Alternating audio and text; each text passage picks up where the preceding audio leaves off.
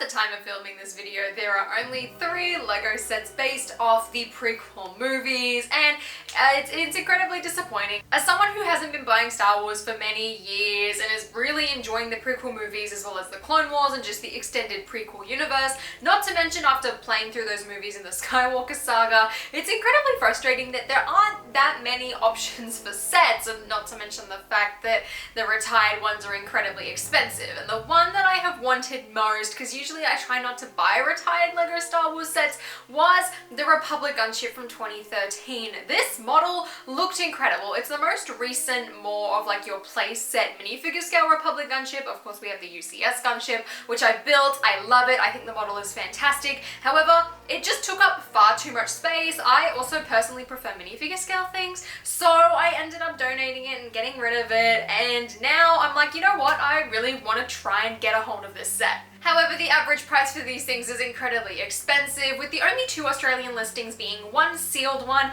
and one used one for around 500 Australian dollars, which it's kind of hard to justify. Now, especially with this set, it's white. There is a very high chance of getting a model that has been discolored, that has been yellow. Maybe the stickers as well are peeling off from it being old. I can't imagine so. Then again, this set is almost 10 years old. So I did something a bit ridiculous, and I decided, just on a whim basically, because there was no sets for sale coming out, at least in Australia in April, I just thought, why not put all of that budget that I've sort of allocated for new sets and instead just part out and build my own retired set.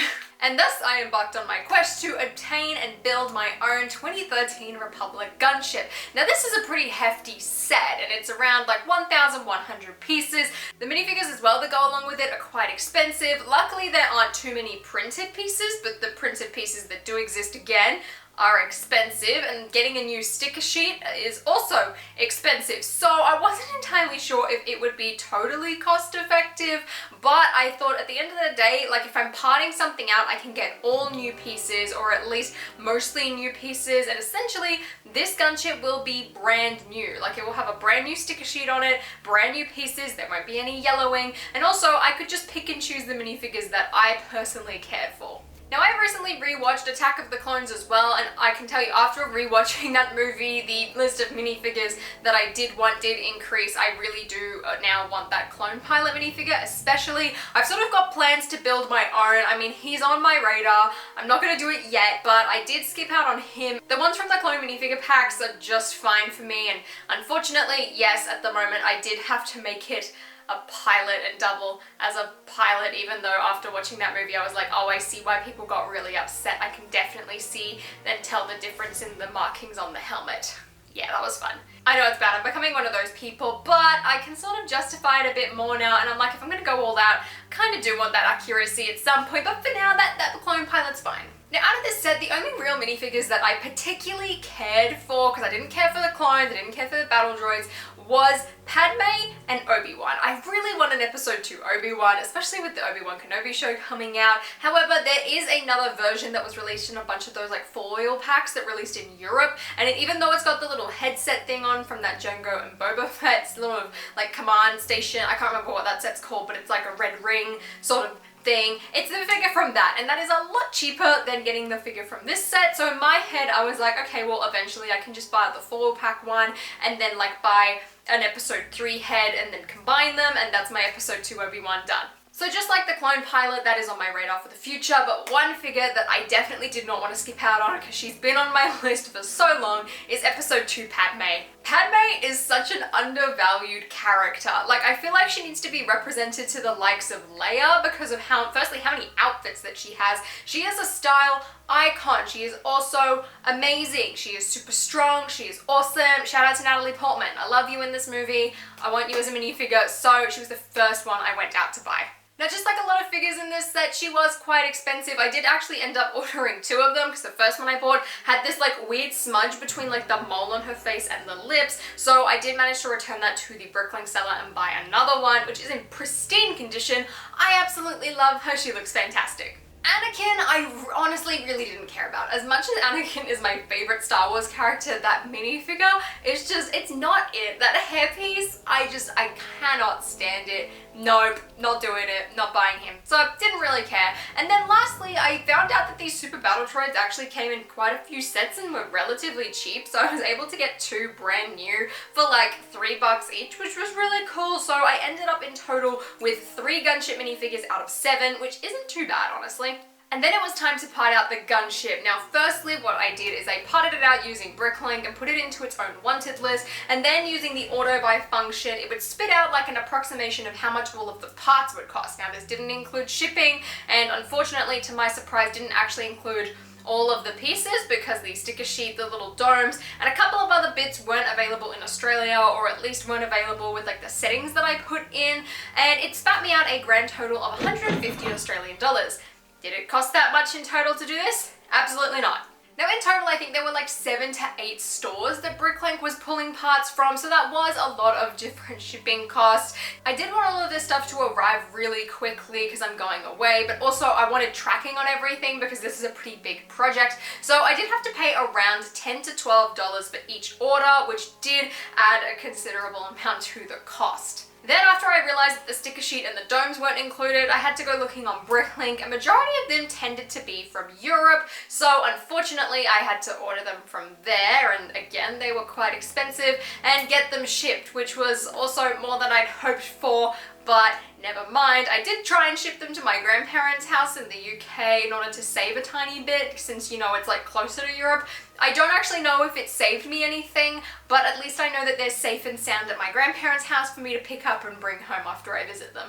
So then over the course of around about 2 weeks, deliveries slowly started coming in, and at least at the beginning I was very vigilant about checking the pieces, counting every single one, and putting them all away. However, when I did complete it and go to build it, I did notice that there were a couple pieces missing or some that are wrong, and I don't know whether to put that down to Bricklink or just like the sellers packing the wrong pieces. I know that there was a couple of mistakes with a few of them, like I'm still waiting on like one replacement part order because I was shipped the wrong color of the part, but I'm honestly going to put part of it down to myself because I did not check like the last maybe 3 or 4 deliveries when they came in, because I just assumed that it would all be correct. So I do need to go and get a couple of parts. I did try and steal some out of sets that I currently do have, so I'll still need to replace them, but that's something for a later day. And then it was time to build the gunship, and this by far was the most exciting part. I downloaded the instructions on my laptop, I'd set up the Clone Wars, and I just sat and I built, and oh my gosh was it difficult for at least the first half. There were so many pieces,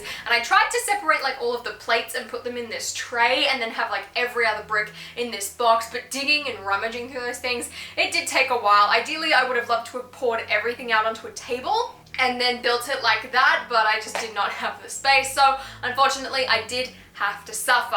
But seeing the ship just come together was so incredibly rewarding. I loved it because this is a set that I'd had my mind on for a super long time. Firstly, it was slightly smaller than I thought, but secondly, just knowing that I'd sort of like gone through this process and put in this work and seeing the payoff come together was incredibly amazing, and I absolutely love it. So I can't seem to find the piece that's supposed to go here. That's like one of those like 1x4 Technic pieces with the holes in it. So I've just looked it up on Bricklink, and it looks like there's one in the Skull Sorcerer's dungeon. So I'm gonna run up, dig through all of the boxes, and hopefully I can find the piece so I can keep building.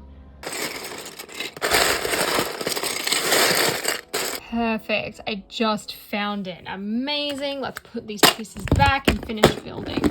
So I'm still building, and I've noticed I'm missing another piece, which is this one, but I did order it, so it should be in here, but I've like practically emptied it out and I can't find it.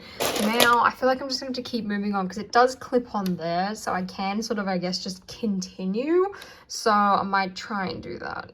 This takes me back to when I built the UCS gunship. This is just a lot more, I guess, satisfying because it's a lot smaller, which I really like.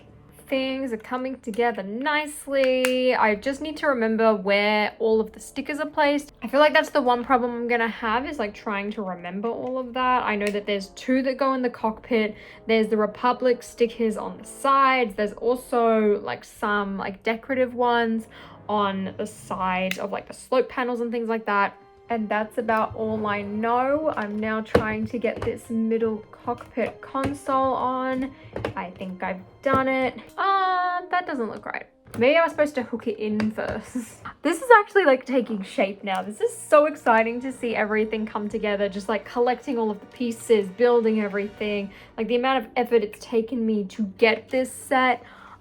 This makes me so excited. So here is the gunship all complete, and as you can see, everything is perfect. Like, it is pristine, it is brand new. I'm gonna have to put this in a storage container so it doesn't get dusty while I'm away, but every single piece is brand new. I did actually have like these printed Republic pieces, so I was able to put them on the front rather than the stickered ones, which personally I love the look of and I'm probably just gonna keep. But as you can see, there's a couple of pieces missing up here. I'm missing some red cones, which I know I've got 2 of somewhere. They're in like one of my old Harry Potter Quidditch sets, but I don't know where I put that set, so I'm just gonna order them in. There's also some like red Technic pieces missing here, even like a white plate with clips on it, a 2x12 white plate there. Of course, the domes are shipped to my grandparents' house, so I need to add them. And then there's a couple of like red 2x8 tiles that are being replaced because I was sent the wrong color. But besides that, this thing is done. I love the design of it. The fact that it's got a carry handle as well is super cool, and I cannot wait now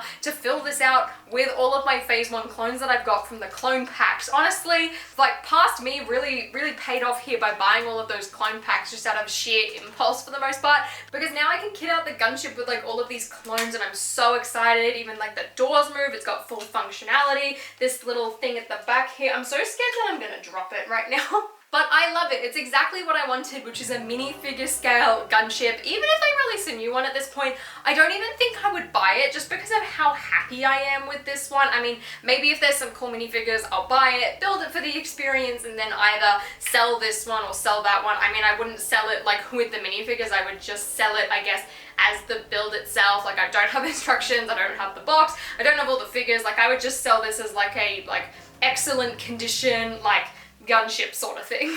So for anyone who's really into Star Wars but hates the price of retired sets, I think it could be worth looking into doing a project like this, because in total, this did cost me, I believe it was around 400 Australian dollars, which admittedly is a lot of money for this product. It is definitely a lot cheaper than buying the used one was, and is a much better condition than that used was, being like practically brand new. So I don't really regret it in that sense. However, it is like, it's an investment. It's definitely a process.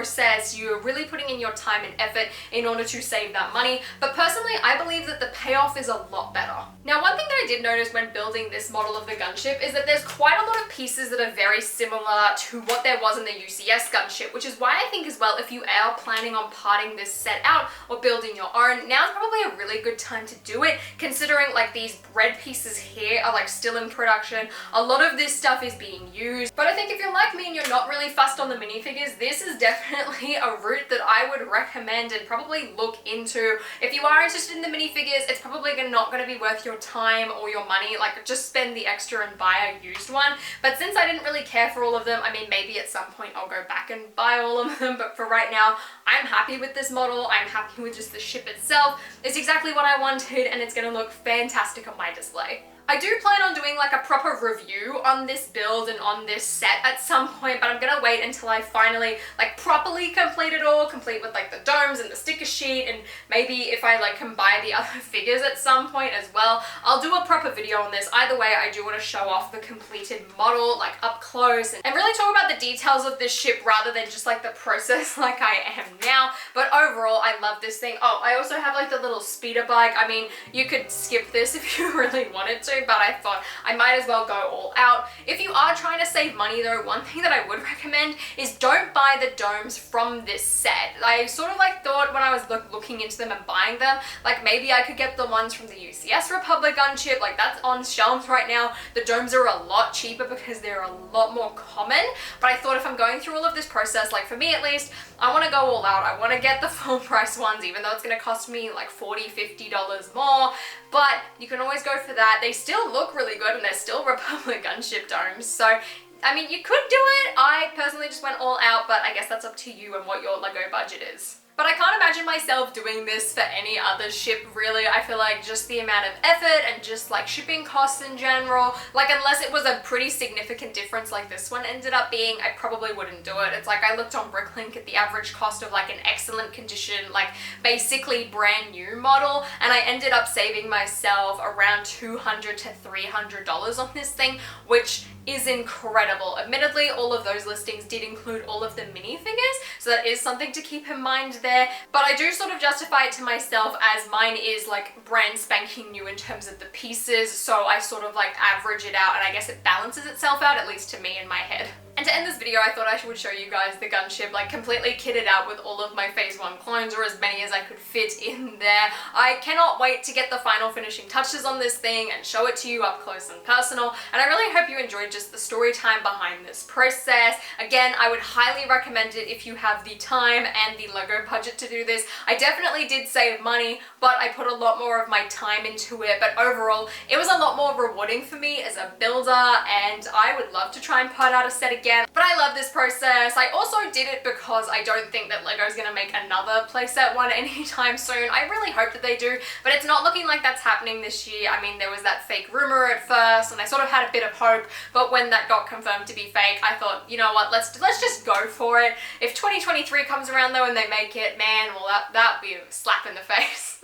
I mean, never mind. I just hope it's a good model if they do it, but I'm really, really happy with this, and I'm so glad that I did it. And let me know what you guys think in the comments down below. Is this something that you would ever attempt in doing? Like, do you think it was worth it for me? Do you think I made a bad decision? And what other sets do you feel like this could be a good process for? And if you guys enjoyed this video, please give me a thumbs up and consider subscribing to my channel down below. And until next time, guys, I'll see you later.